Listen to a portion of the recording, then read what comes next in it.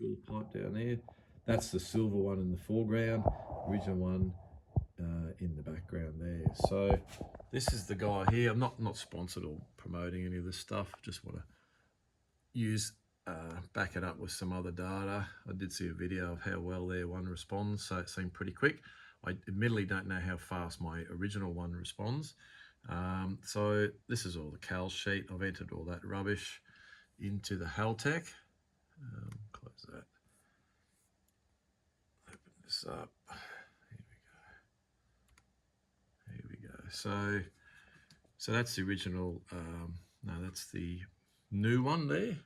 That's all the data, calibration data entered into there. It takes about 16 points. The calibration sheet has probably, I think, about 25 or 30.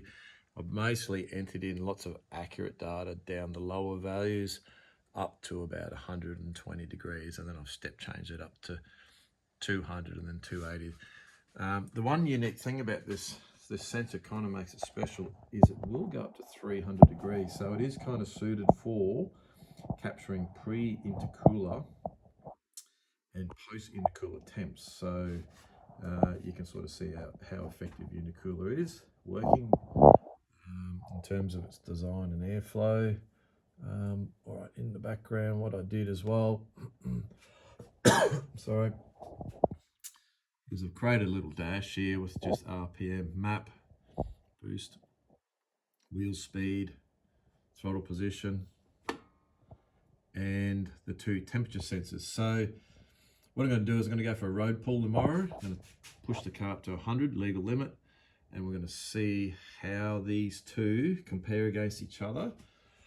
And we're going to see what sort of thermal runaway we have with the intercooler. So just as a little test now, while I get the thing apart, I've got a little hairdryer here, wifey's hairdryer. And we're going to give that a blast down in there. I realise it's not a fully controlled environment, but we'll see how it goes. So.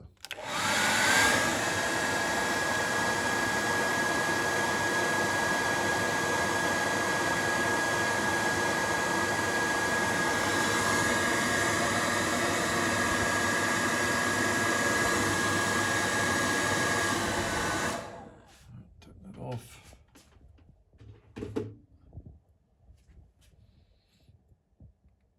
So I think there was a little bit of temperature difference there depending on where I shot the airflow from the hairdryer. You can see that one definitely does decrease a fair bit quicker than the other.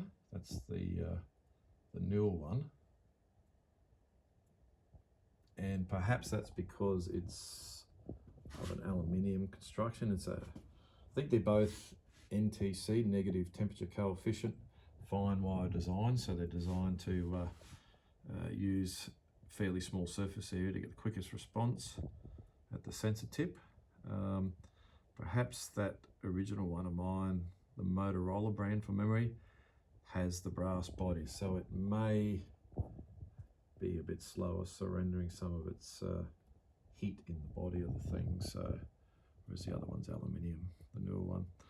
Give that another blast with the hair cleaner, hair dryer I should say. Here we go.